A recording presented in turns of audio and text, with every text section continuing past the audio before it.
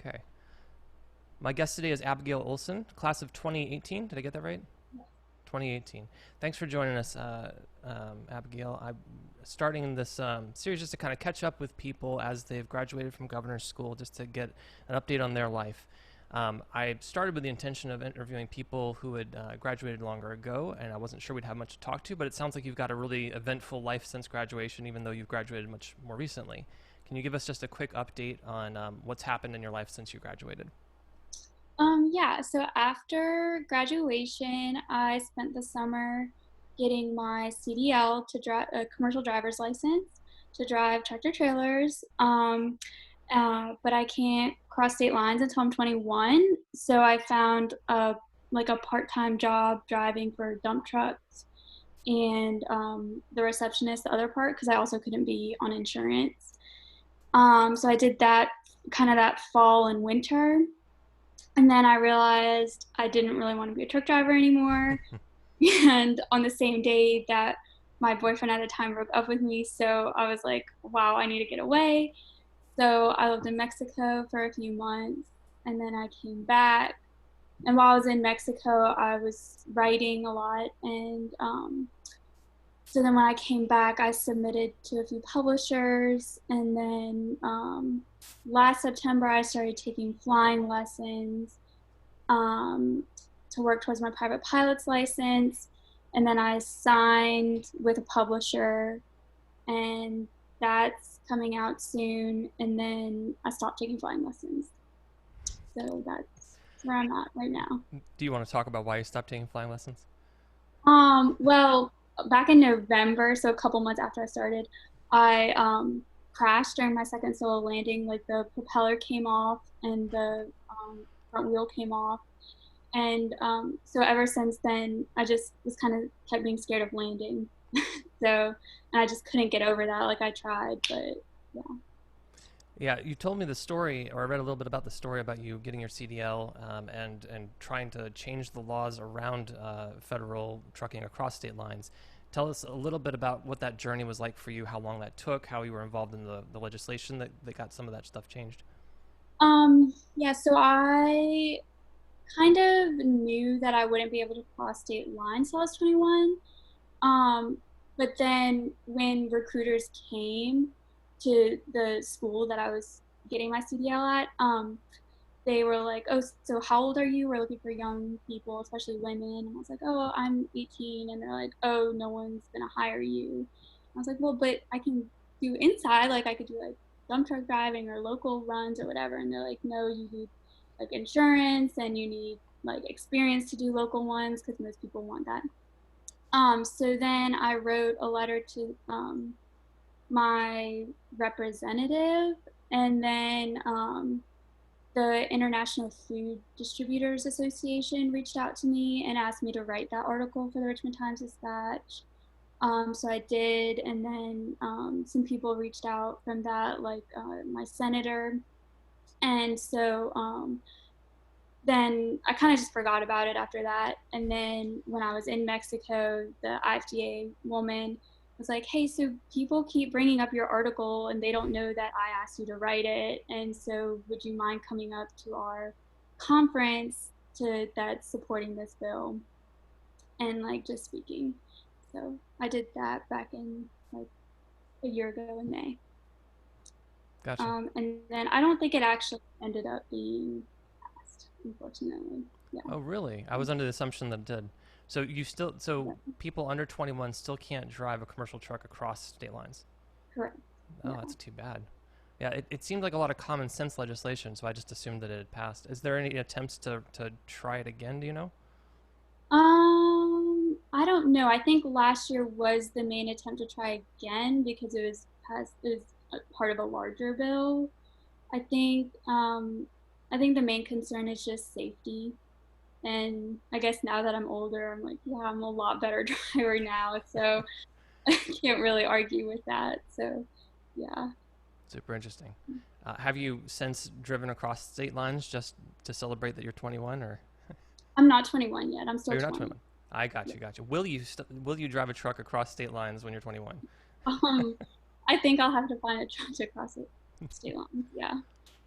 So you drove a good number of hours as a dump truck driver. Mhm. Were you doing that because people told you couldn't do it, or did you have a genuine interest to do it, and why did you stop doing it? I loved it. I loved it so much. It was like my favorite part of the job. Um, it just got really stressful because one of the trucks, so I don't know how much you know about trucks, but Not much. this dump truck had 10 gears, and so which is standard, like that's what I learned on. But so this truck would shut off while I was driving at 45 miles an hour down a road, like a highway kind of thing. And so when it shut off, the power steering would also turn off, and I'd have to take it out of gear and then turn the engine back on and then find the gear that it was in. Meanwhile, I couldn't really steer very well, and there were cars all around me that just didn't know that what was happening, so they didn't know to be careful.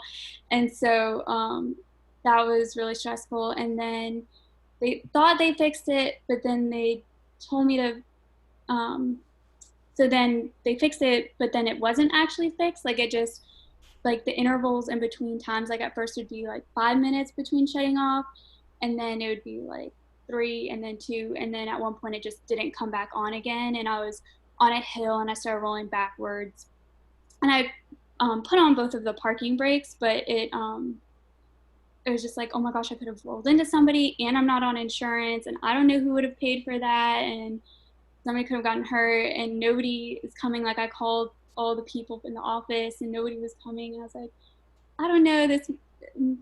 I don't know. This just doesn't quite feel ideal. So yeah, I just kind of feel.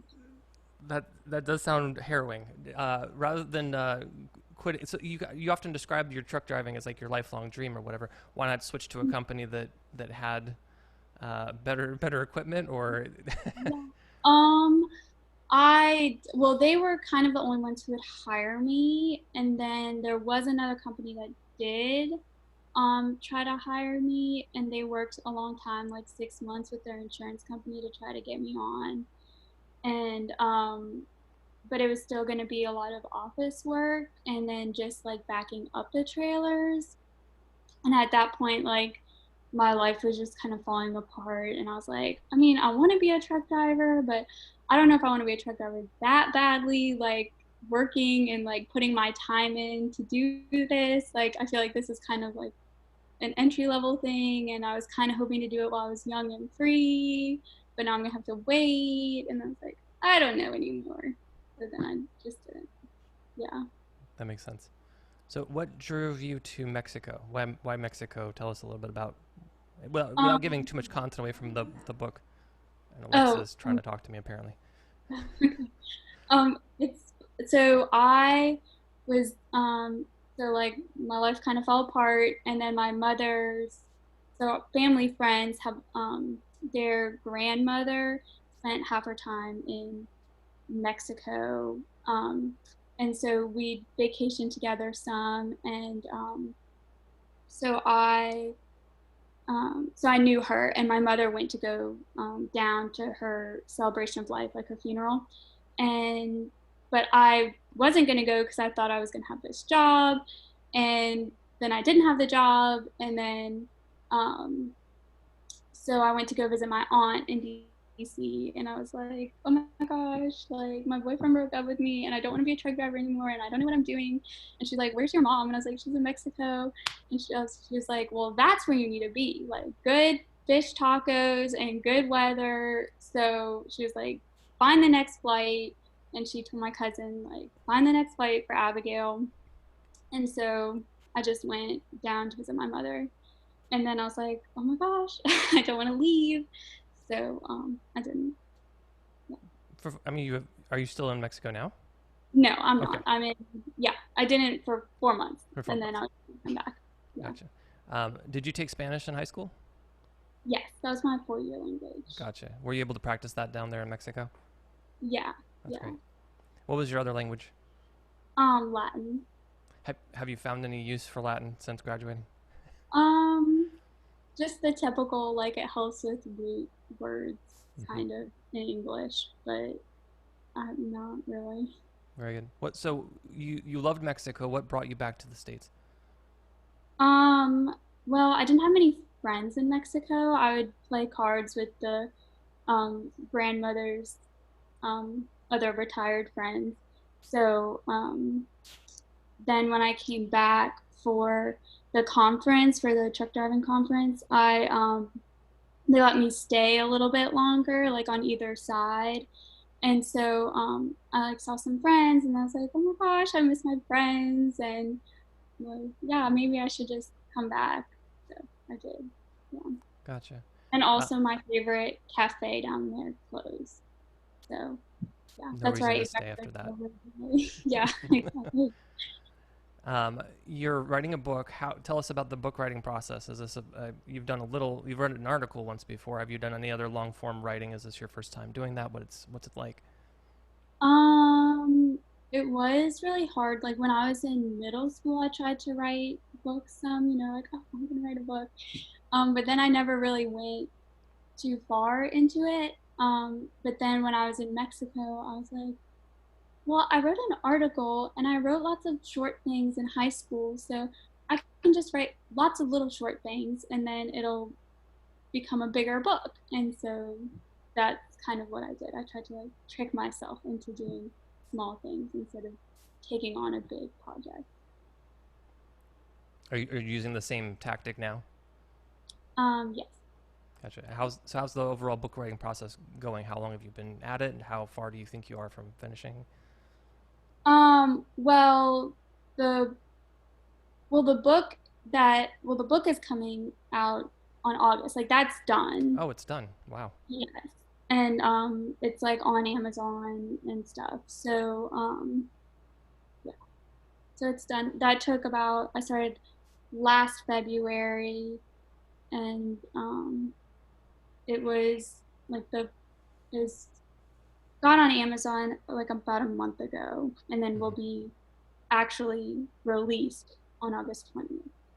Gotcha. We'll have So to do a follow up interview after it's out and I've had a chance to read it. okay. Um, did you enjoy the process generally? Would you think about writing a book again, or was it one of those things where it's off the bucket list now?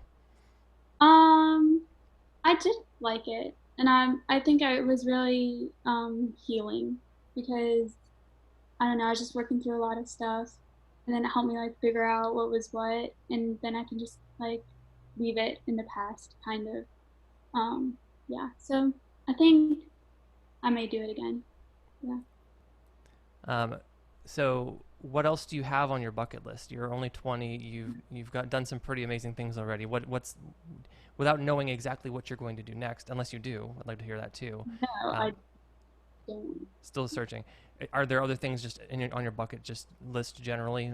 Think places you want to travel or things you want to accomplish.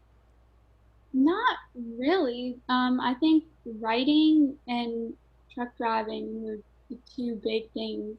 And so, like, sometimes I'll be talking to my mother and I'm like, what now? Like, I've done everything I want to do. So, yeah. But I think now I'm just try to say yes to lots of things and see where things go. Fair enough. And when do you turn 21? January January. 13th. Do you know what you'll do to celebrate? If not driving a truck across state lines? Probably driving a truck. That's the only thing Nice. that I'm gunning for at 21. Yeah. Very good.